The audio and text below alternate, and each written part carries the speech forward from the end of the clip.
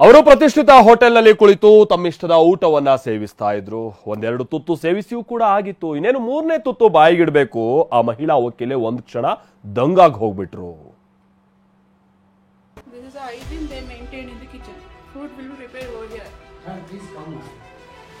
Video ಮಾಡ್ಬಿಟ್ಟು ಬರ್ತೀನಿ ರೀ, ಬೇರೆಯವ್ರಿಗೂ ಗೊತ್ತಾಗ್ಬೇಕಲ್ವಾ. ಈ ಕಿಚನ್ ತೊಳೆದು ಅದೆಷ್ಟು ವಾರಗಳಾದ್ವೋ ಇಲ್ಲಿನ ಪಾತ್ರೆಗಳಿಗೆ ಗೊತ್ತು. ಈ ಪಾತ್ರೆಯಲ್ಲಿ ಇಂಚುಗಟ್ಟಲೆ ಜಿಡ್ಡು ಮೆತ್ತಿಕೊಂಡಿದ್ರೆ ಆ ಅಲ್ಯೂಮಿನಿಯಂ ಪಾತ್ರೆಗಳು ಕಪ್ಪಾಗಿ ಸೀದು ಹೋಗಿ ವರ್ಷಗಳೇ ಆದಂತಿದೆ. ನೀವು ನೋಡುತ್ತಿರುವ ಈ ದೃಶ್ಯ ಯಾವುದೋ ಬೀದಿ ಬದಿಯ ಖಾಲಿ ಪೀಲಿ ಹೋಟೆಲ್ ಅಲ್ಲ ಕಣ್ರಿ.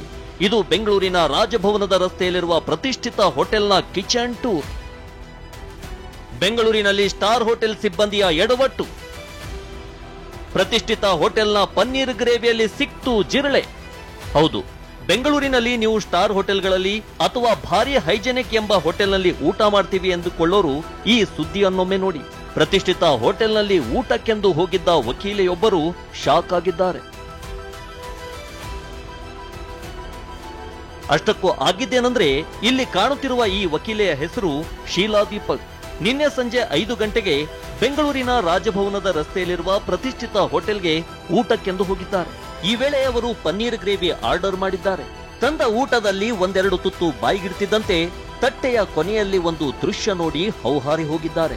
ಯಾಕಂದ್ರೆ ತಟ್ಟೆಯ ಕೊನೆಯಲ್ಲಿ ಜಿರಳೆ ಒಂದು ಸತ್ತು ಮಲಗಿತ್ತು. ಆ ಕರಿನಲ್ಲಿ ಸ್ವಲ್ಪ ತಿಂದು ಬಿಟ್ಟಿದೆ, ಅದನ್ನ ಕರಿನಲ್ಲಿ ಒಂದು ಜಿರಳೆ ಬಿದ್ದಿದೆ. Okay, immediately I ask them. ಅವ್ರನ್ನ ಕರೆದು ತೋರಿಸಿದ್ರೆ, ಓ ಹೌದು ಏನಿದು ಅಂತ ಕೇಳಿದ್ರೆ ಜಿರಳೆ ಇದೆ. ಸರಿ ಆಯ್ತು, ನಿಮ್ದು ಹೋಟೆಲ್ ಕ್ವಾಲಿಟಿ ಏನಿದೆ, ನೀವು ಹೈಜೀನ್ ಮೇಂಟೈನ್ ಮಾಡಿದ್ರೆ ಇದೆಲ್ಲ ಹೇಗೆ ಬರ್ತಿತ್ತು ಅಂದ್ರೆ, ಇರ್ಲಿ ಮೇಡಮ್ ಇದನ್ನೇನು ಜಾಸ್ತಿ ಇದು ಮಾಡೋಕೆ ಹೋಗ್ಬೇಡಿ, ಆಯ್ತು ನಾವು ಇದನ್ನ ಕ್ಯಾನ್ಸಲ್ ಮಾಡ್ತೀವಿ, ಅದಾದ್ಮೇಲೆ ಬೇರೆ ಫುಡ್ ಕೊಡ್ತೀವಿ. ಜಿರಳೆ ಕಂಡ ಕೂಡಲೇ ಹೋಟೆಲ್ ಸಿಬ್ಬಂದಿಗೆ ಶೀಲಾ ದೀಪಕ್ ತರಾಟೆಗೆ ತೆಗೆದುಕೊಂಡಿದ್ದಾರೆ. ಬಳಿಕ ಹೋಟೆಲ್ನ ಕಿಚನ್ ವಿಡಿಯೋ ಮಾಡಿಕೊಂಡಿದ್ದಾರೆ. ಇನ್ನು ಹೋಟೆಲ್ನ ಕಿಚನ್ ನಲ್ಲೂ ಮೇಂಟೆನೆನ್ಸ್ ಅಷ್ಟಕ್ಕಷ್ಟೇ ಇದ್ದಿದ್ದು ಬಯಲಾಗಿದೆ.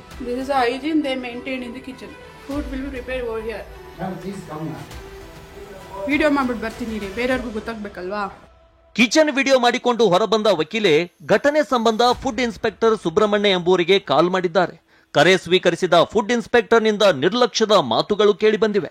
ಈಗ ಮನೆಯಿಂದ ಬರಬೇಕು ಅಂದ್ರೆ ಟ್ರಾಫಿಕ್ ಇದೆ, ಕನಿಷ್ಠ ಅಂದ್ರೂ 2 ಗಂಟೆಗಳಾಗುತ್ತೆ, ನಾಳೆ ಬಂದು ಪರಿಶೀಲನೆ ಮಾಡ್ತೀವಿ ಬಿಡಿ ಮೇಡಮ್ ಅಂತ ಉಡಾಫೆಯ ಉತ್ತರ ಕೊಟ್ಟಿದ್ದಾರೆ.